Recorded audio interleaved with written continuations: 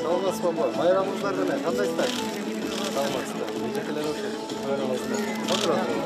Алла разы болсун. Байрамыңыздар менен.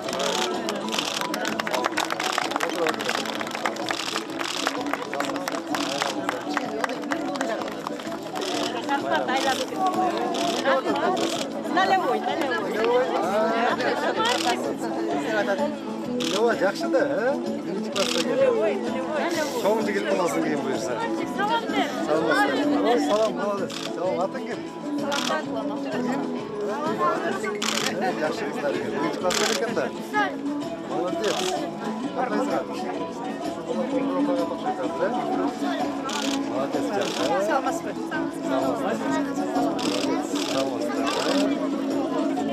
Кандайсыңар? Мектеп жактыбы?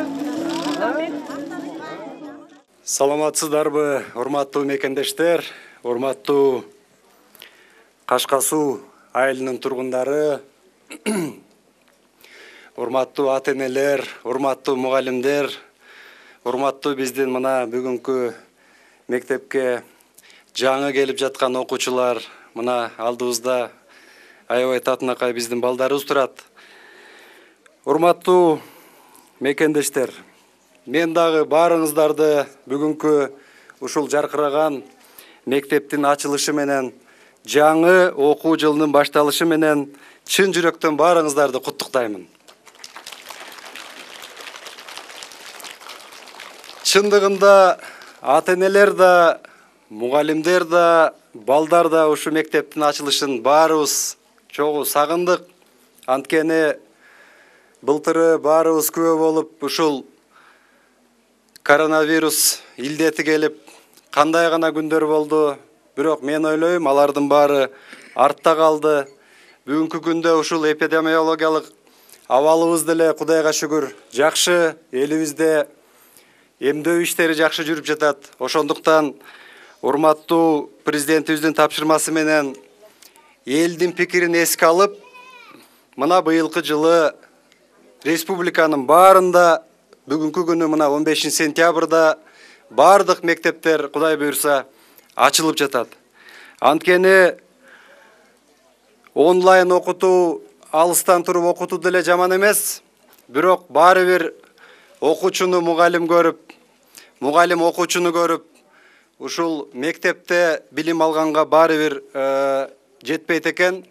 Көзүңүздөр көрүп, былтыркы мына ушул пандемиянын учурунда онлайн окууда билимдин сапаты да бир аз төмөндөй баштаган болчу. Ошондуктан быйыл баарыбыз катуу кийлигишип, ушу дүйнө жүзүндө деле азыр пандемия азая баштады. Ошон үчүн мектептер бүгүн ачыла баштады.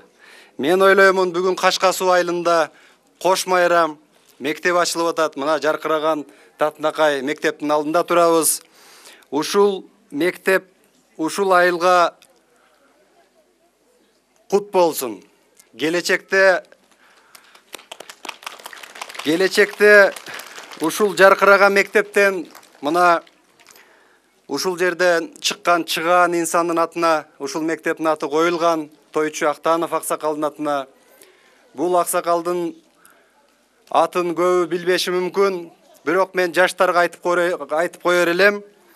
Тойчу Актанов аксакалдын ушул айылдан чыкканы бул бир эле ушул айылга же чүйөрөнүн эмес, бул Кыргызстанга эмгеги зор болгон. Кезинде болгону 32 жаш өмүр сүргөн Тойчу Актанов аксакал.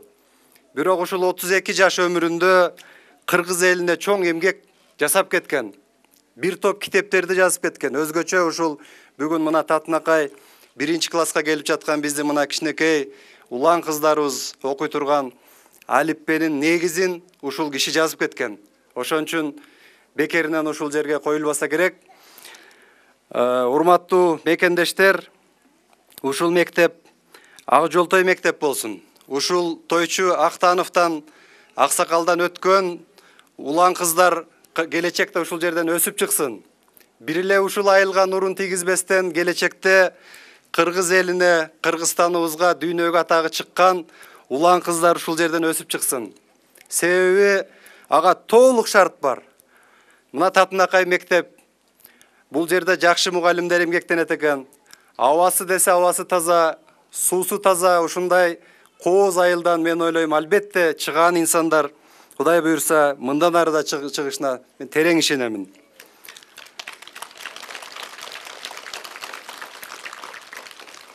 Өзгөчө ушул жерде турган ардактуу мугалимдерибизге мен ыраазычылык билдирип коеюн. Анткени бүткүл эле Кыргызстандагы мугалимдерге биз ыраазычылык билдиришибиз керек. Анткени мугалим бул пайгамбарлык кесип. Мугалимди биз көздүн карегиндей сакташыбыз керек. Өлкө башчыбыз урматтуу Садыр Нуркожоевич дагы, өкмөттүн дагы мугалимдерге болгон сый урматы абдан чоң. Анткени ушул былтыркы жылы пандемияда көрсөттү, мугалимдин кадыр баркын, доктурдун кадыр баркын, дыйкандын кадыр баркын мына былтыркы илдет мына азыр азайып баратат. Бардык баалуулуктарды бизге убакыт өзү далилдеп көрсөттү. Ошондуктан биз ардактуу мугалимдерибизге аяр мамиле кылып, өзгөчө ушул жерде турган менин инилериме, карындаштарыма кайрылып кетем. Окуучуларга мугалимди биз ата энедей сыйлашыбыз керек.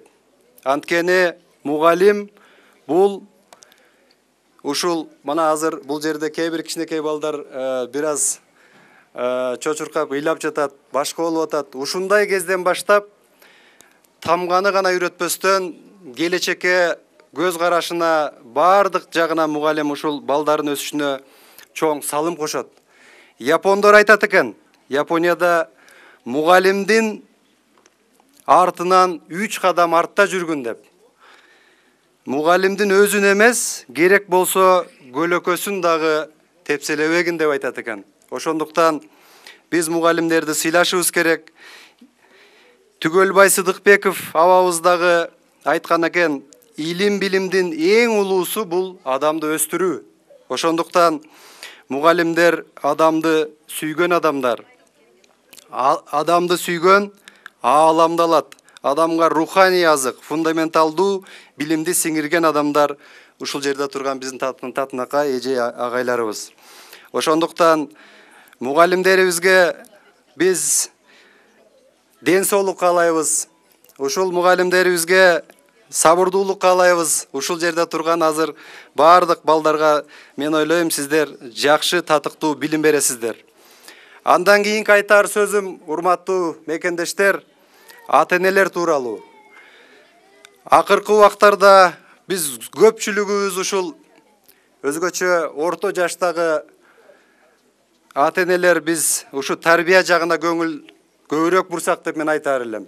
Себеби бүгүнкү күндө көпчүлүк ушу тарбия жагындагы биз мугалимдерге таштап коюп жатабыз. Ошондуктан урматтуу президентибиз Садыр Нуркожоевич Жапаровдун дагы эң биринчи жарлыктарынын бири ушул руханий адеп ахлак жөнүндө чыкты.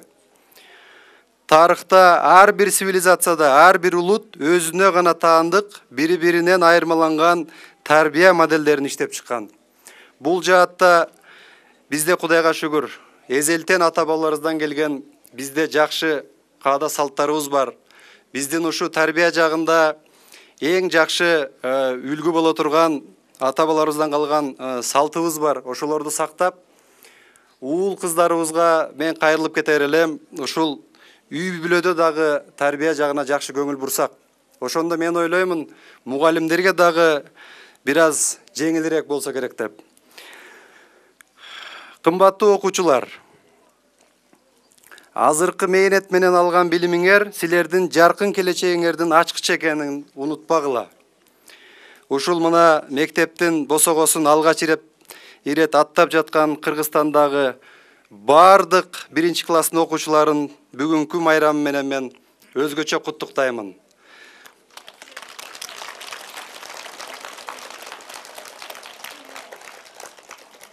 Ушул баарыбыз ушул жолду басып өткөнбүз. Биз кичинекей кезибизде нулевой класс деген бар болчу. Азыр деле кээ бир жерде бар болушу мүмкүн. Ушул барбы ушул жерде? Жакшы.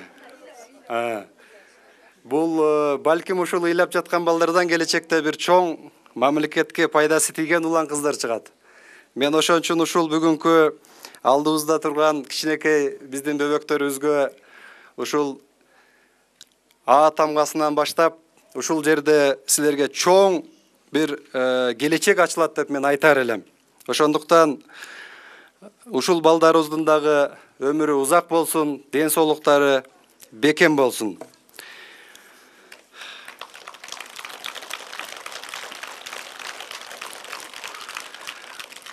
Урматтуу мекендештер, ушул Кыргызстандын келечеги кең экендигинин эң биринчи белгиси ушул биздин улан кыздарыбыз. Биздин Кыргызстанда элибиздин саны жылдан жылга өсүп жатат. Жылдан жылга ушундай жаркыраган мектептер ачылып жатат. Билим жагынан, билимдин сапаты жагынан биздин өлкө дагы башка өлкөлөрдөн артта калбай, ушу санариптештирүү, компьютерлештирүү, жаңы технологиялар боюнча дагы биздин улан кыздар бир эле Кыргызстанда эмес, дүйнөнүн 4 бурчунда бүгүнкү күндө кызмат кылып жаткан биздин жаш улан кыздарыбыз бар. Ошондуктан жерде жаткан жумуртка мезгили келгенде асманга учкан шумкарга айланат деген сөз бар. Ошон үчүн ар бириңер Кыргызстаныбыз үчүн бийиктикте учасыздар деп мен сөзсүз ишенемин.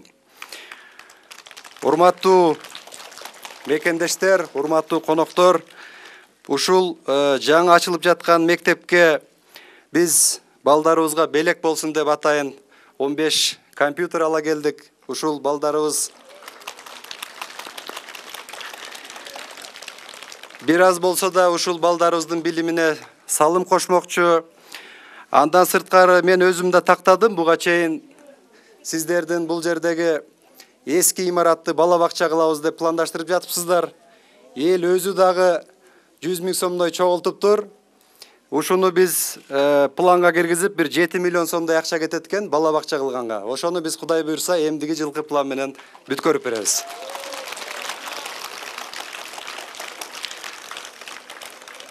Дагы бир жолу урматтуу окуучулар, урматтуу эжеке агайлар, ата-энелер, урматтуу биздин ардагерлерибиз, негизгиси мамлекетибизде тынччылык болсун.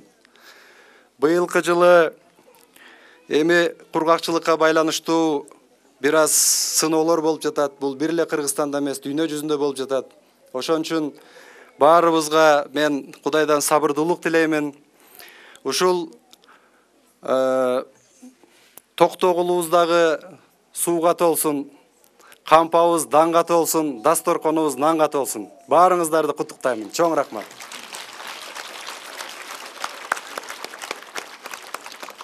Айларыбыз Кыргыз Республикасынан ошо бүгүн бурчтарын чойгон эр азамат жигиттерден болсун деп ниет кылдагы мынакей бүгүнкү биздин келечегибиз балдар ыркайлар платформасынан мынакей жаркыраган билим очогу ачылып жатат. Шаңдыракта жол болчак болот. Ак жолдой болсун.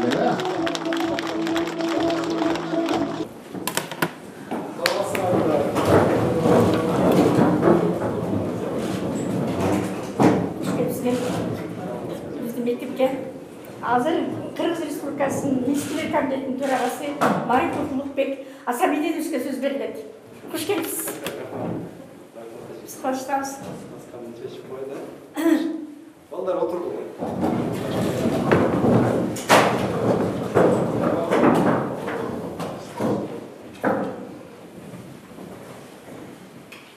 Жакшы. Бүгүнкү сабактын темасы да жакшы экен.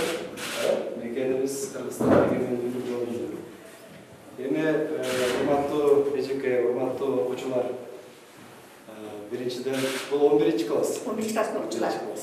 Жакшы. Негизи баарыбыз ушул жолду басып өткөнбүз. Мен жана сөзүмдө айттым. Эң биринчи ушул бул жерде айтылгандай мекенди сүйүү жаш кезден башталат.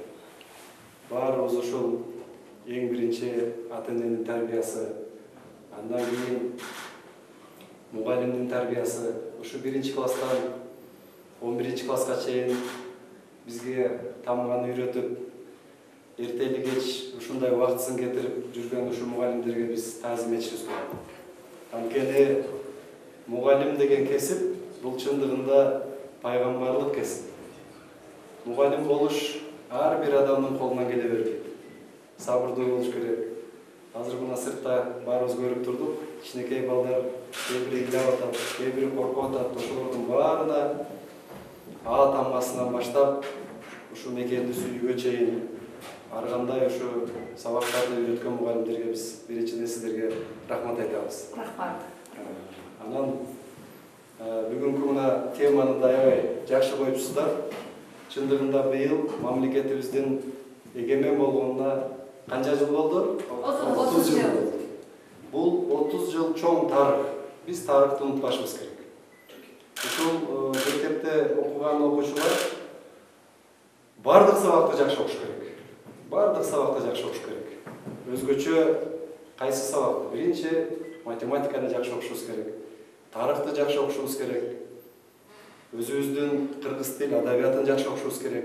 Башка тилдерди жакшы окушубуз керек. Ошон үчүн ушул адамдын менин өзүмдүн эле башымдан өткөн, мен да силердей болуп айылда чоңойгонмун, бой кайтарып, уйда саагамын керек болсо, ушул айылдагы бардык жумуштарды жасап, негизи мен айтар элем, бизде жакшы сөз бар да, туурабы эжеке? Ааламга жол каяктан башталат? Айылдан башталат. Ошонун сыңарындай айылда мына эң кооз айылда жашайсыңар. Суусу бекеринен айылдын аты Кашкасуу деп коюлган эмес. Бул жакта саягат, жакшы булактар чыгат. Тоонун боору шаарга жакын. Азыр мына мен ушул мектептин атына коюлган Тойчу Актанов абабыздын тарыхы жөнүндө дагы силерге кыска өзүмдүн түшүнүгүмдү айтып берип коеюн. Силер да биле турасыңар. Негизи бул агайыбыз 1910 жылы төрөлгөн. 32 жыл өмүр сүрүптү. 42 жылы согушта кайтыш болду. Туурабы? Бирок ушул 32 жыл өмүрүндө не деген китептерди жазып, ушул алифбени жазып, Абрамов менен чогулда кийин биз мына кириллица таанууга киргенде аларды да жазыптыр. Ушул кишинин жашоосу бизге өрнөк болуш керек. Ушул жөнөкөй айылдан чыгып, азыр мына ага чейин дагы менден кийин агайыбыз сүйлөбөдү, улуттук университетте иштейт экен, географиядан сабак берет экен. Айтпадыбы, кандай шартта окуганбыз деп. Эми азыркы агай кандай шартта окуса, анда Тойчу Актанов андан да оор шартта окуган.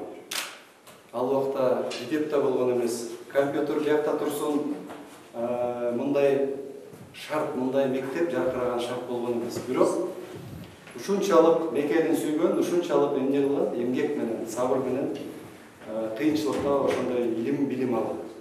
Ошон үчүн бүгүнкү күнгө чейин ошол алифбени калтырып кетти баарыбызга.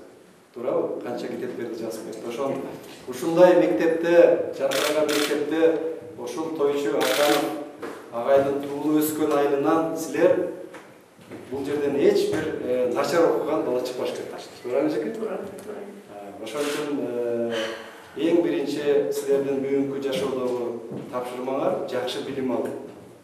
Бүгүн Кудайга шүгүр, мына азыр дагы менден кийинки сүйлөгөн агай жана менен айтып кетти. Кандай шартта окуган, кандай кыйынчылыктарды көргөн. Бирок ошого карабастан ал агайда мына азыр сурасам айтты, аспирантураны Ленинградда окуптур. Ошонун баарына өзүнүн эмгеги менен жеткен. Мен ошон үчүн силерге кайрылып кетет элем. Мекенди сүйүш үчүн сабырдуу болуш керек. Кыйынчылыктарга чыдаш керек. Азыраак уктап, көбүрөөк билим алыш керек. Мына бүгүн 2021 жылдын 15 сентябры. Эми 2021 жылдын 15 сентябры кайра келбейт. 2022 жылдын 15 сентябрында дал кезде силер Кудай буйрса жаркыраган жогорку окуу жайларда болосуңар. Ар ким өзүнүн тагдырына жазылган окуу жайларда болот. Бирок ушул чоң максат коюшуңарга мен тилектешмин. Анткени адам максат менен жашайт. Ооба мен түшүнүп турам, азыр силер 11 класста бүтүп атканда ар кандай ойлор келет. Кээде коркосуң, кайсы окуу жайга барам, кантип өтөм, ата-энемди кыйнаймынбы, азыркы заманда контракт деген маселе бар. Бирок ошого карабастан максатты абдан бийик коюшуңарга тилектешмин. Канчалык максат бийик болсо, ошончолук алыска учасыздар. Жашоодон коркпош керек. өзгөчө мен ушул жерде отурган жигиттерге кайрылам. Мекенди коргоо эркектерге жүктөлгөн. Бирок ошол эле мезгилде бүгүнкү күндө мына биздин тарыхыбызда дагы не деген биздин улуу айымдарыбыз чыккан, Кыргыздан кыз сайкал чыккан, Курманжан энебиз чыккан, эгемендикти даңазалап чыккан, аялдардын укугун коргогон Уркия Салиева чыккан. Ошол сыяктуу быйыл эле мына биздин спорттогу ийгиликти да карасаңыздар, Айсулуу Тыныбекова, Акжол Махмудов жана башка биздин улан кыздар Кыргызстаныбызды дүйнөгө таанытып келди. Спорт жагынан. Ошон үчүн ар тараптуу өзүбүздү өнүктүрүшүбүз керек. Бул негиз алганда жашоо азыр Кудайга шүгүр. Бардык шарт түзүлгөн. Үйдөн чыкпай отуруп, мына цифровизация заманында биз мобилдик телефон дейбиз, компьютер дейбиз, ар кандай маалыматты алсак болот. Бирок мен айтар элем, ушул китеп окууга көбүрөөк көңүл бурсак депчи. Акыркы убактарда ушул китепке болгон мамиле бир аз начарлап баратат. Муну ачык айтышыбыз керек. Мен өзүм деле ушул мобилдик телефондон, компьютерден бир нерсе окусам, ал мээнимде көп сакталат. Эгерде отуруп жакшы көңүл пункт коюп китептен bir маалымат алып китеп окусаң, ал көбүрөөккө сакталат экен. Ошон үчүн биз эмне кылышыбыз керек? Китепти көбүрөөк окушубуз керек. Азырда мына сыртта Аксакал агай айтпады. Акыркы убактарда мугалимдердин кадыр баркы кандай болуп атат, билимге болгон сый урмат кандай болуп атат. Ошон үчүн биз билимсиз 21-кылымда билимсиз эч жака бара албайбыз. Эгерде ушу бүгүнкү 1-класска келген балдар мына 11-класска чейин жакшы окуса, ал турмушта да кыйналбайт. Өзгөчө ушул математиканы жакшы окуп атат. Мен дагы уже кайталайм. Азыр деле силерге кеч эмес, жогорку окуу жайга тапшырган балдарды толук канча 9 ай убакыт бар. 9 ай убакыт бар. Ошол 9 айда математиканы, тарыхты, башка сабактарды бүт баарын кайталап чыкканга силерде толук мүмкүнчүлүк, убактыңар бар. Деги эле ушу убакыт жөнүндө айтсак, бул убакыт эң баалуу нерсе. Ким убактысын пайдалана билбесе, убакыт эмне дейт? Адамды пайдаланат дейт. Ошон үчүн мен каалар элем, силер ушул убактыңарды туура пайдалансаңар. Ар бир күндө өзгөчө ушул мектепте болгон эми жаштыкта ар кандай ойлор болот. Бирок ушул убакытты туура пайдаланып, илимге болгон шыгыңарды арттырып, келечекке чоң максат койсоңор, ошондо силер эң биринчи ата-энеңердин тилегин актайсыңар. И ушундай татынакай эжекелердин дагы үмүтүн актап, эртеге силер чоң компанияларда иштесеңер, жетекчи болсоңор, эң биринчи ушу эжекелер сыймыктар. Силер эжекелерге келбесеңер дагы, эжекелерге телефон чалбасаңар да, белек бербесеңер да силердин атыңарды угуп, ар жерде мактанып, сыймыктанып жүрөт. Мен окуттум элем, ушуларга тарбия бердим элем деп, ушунчалык өзүнө рахат алат. Ошондуктан мен силерге кааларым, ар бириңер бир мына 11-классты бүткөндө жакшы кесипти тандагыла.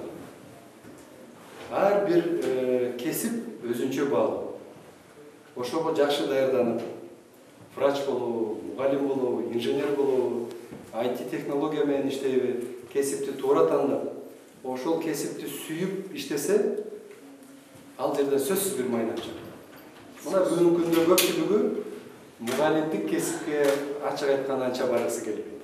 Себеби маян аз дейт. Бирок заман мынтип турбайт.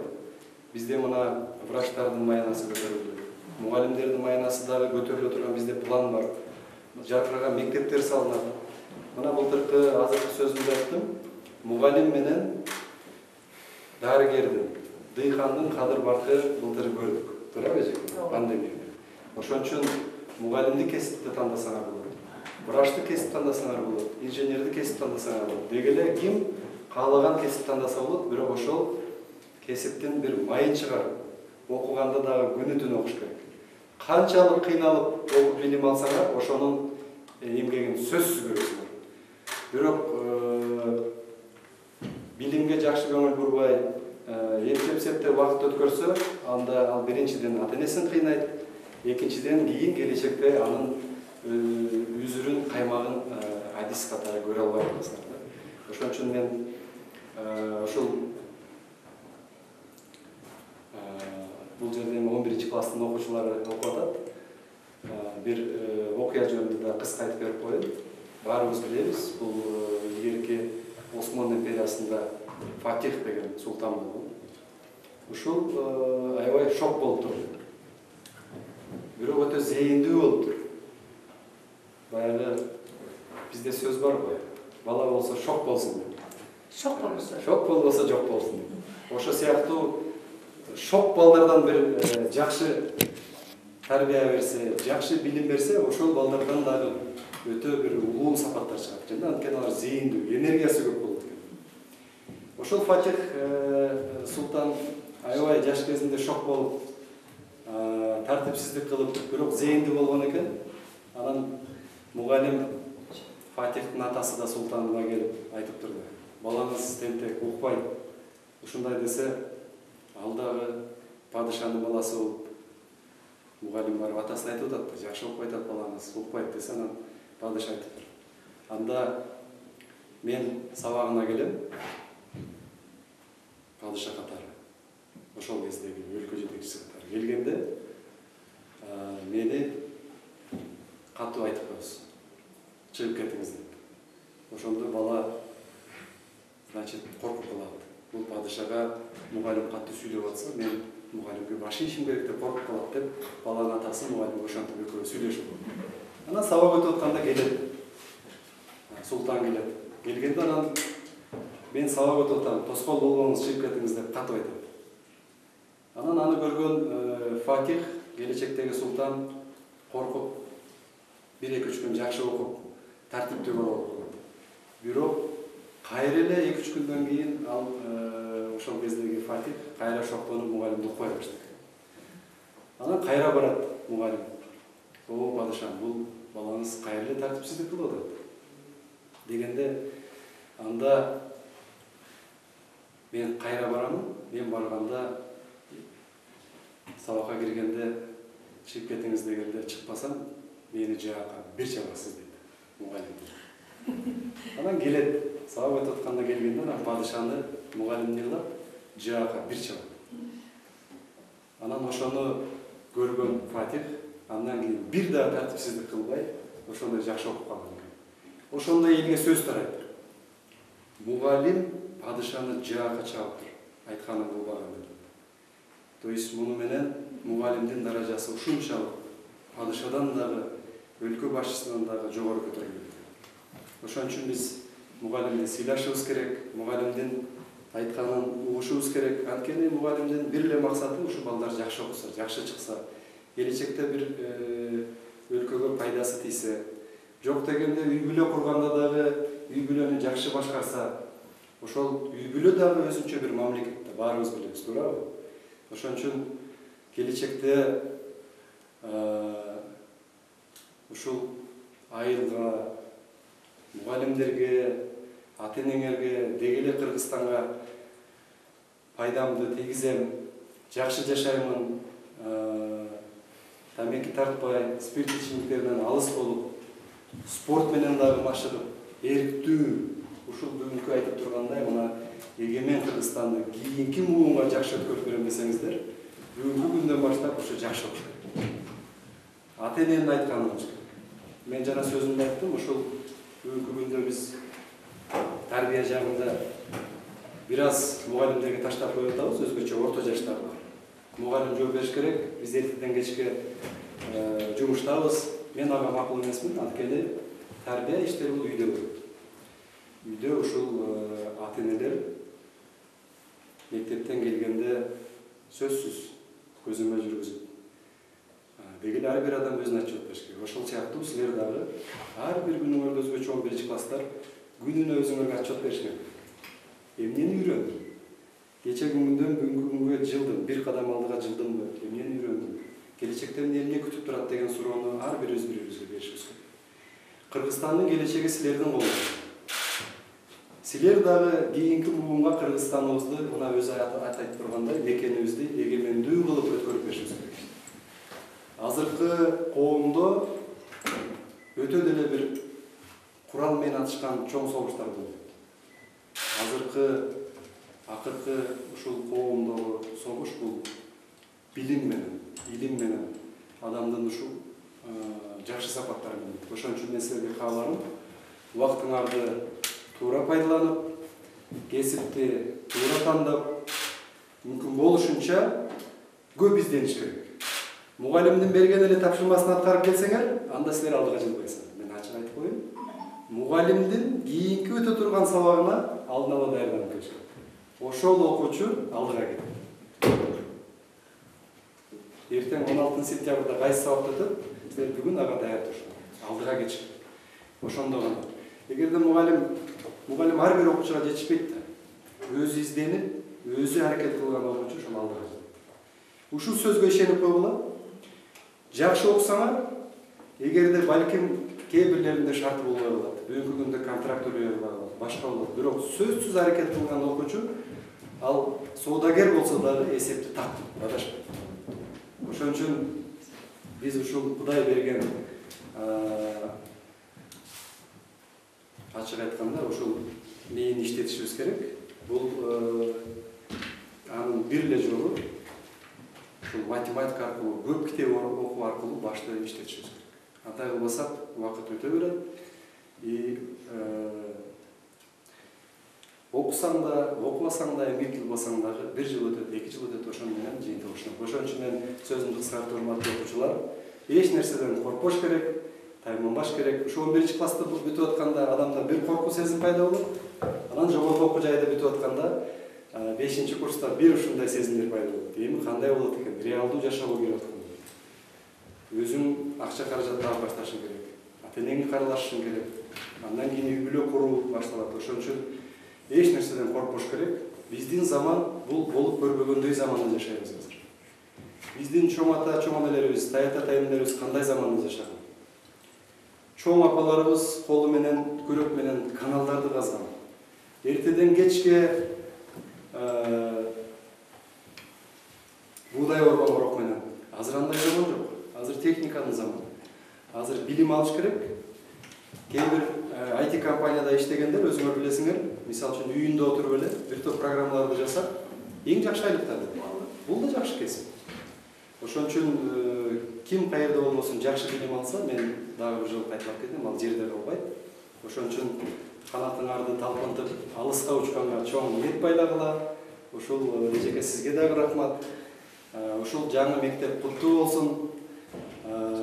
Силерди эндиги жылы окууну бүтүп кандай окуу жайларга тапшырасыңар, андан кийинки класстарга дагы өрнөк болуш керек, үлгү болуш керек. Ошон үчүн спорт менен да машыктыла, эрте туруп көбүрөөк ушул ата-энеңерге да кызмат кылгыла. Ата-эненин акысы да абдан чоң. Ата-эненин акысы да абдан чоң. Мына баарыбыз ата-эне аркылуу жаралганбыз бул дүйнөгө. Ошон үчүн ата-энени сыйлагыла, мугалимди сыйлагыла, дегеле бири-бириңерди сыйлап, ынтымак болсок, биздин Кыргызстандын келечеги сөзсүз силердей болгон кыздар менен биз алдыга жылабыз. Күчтүү инженерлер чыксын, биздин кандай тоокендерибиз бар, кандай кесиптер курулат келечекте, ошолорду иштете турган адистер ушул бүгүнкү күндөн башталат. Ошон үчүн мен силерге дагы бир жолу бекем ден соолук каалаймын. Эжекелерге биз таазим кылабыз. Ушундай татынакай мектепте жакшы окуп, биздин мамлекеттин дагы чоң үмүтүн силер актайсыңар деп терең ишенем. Сизге чоң рахмат. Ушунчалык бактылуубуз. Кандай таасирдүү сөздөрдү айттым. Мен укпаган жашынакай экенин айтып бердиң. Бар болотун. Биз 11 класстын атынан жалпы эле Кашка суу тургундарынын атынан терең ыраазычылык билдиребиз. Аман бол балам, ишиңе ийгилик. Кудайым ден соолук берсин сага. Өркүндөп өсө берип, өзүңдүн билимди, тарбиянды кыргыз элиге чача берип атам. Биз абдан бактылуубуз билимге. Мен тааныштырып коеюн, мен жанында Айнар Аманалиевди атайын чакырдык. Анткени бүгүндө бизде аябай чыгармачыл жаштар көп да, ар тармакта. Ошол чыгармачыл жаштардын азыркы жаңы терминде креативдүү деп атпайбызбы, бир жаңыча ойлонуу, жаңыча бир ой жүгүртүү, ошол жаатта бир топ ийгиликтерге жетишкен биздин мына мекендешибиз. Азыр менден кийин ушул Данияр Эмин дагы силерге бир топ өзүнүн жетишкендиктерин айтып берет. Бул да силерге өрнөк болуш керек. Анан жакшылап таанышып, суроолоруңарды берип, бир топ маалыматтарды алсаңар. Ийгилик каалайм анда сиздерге.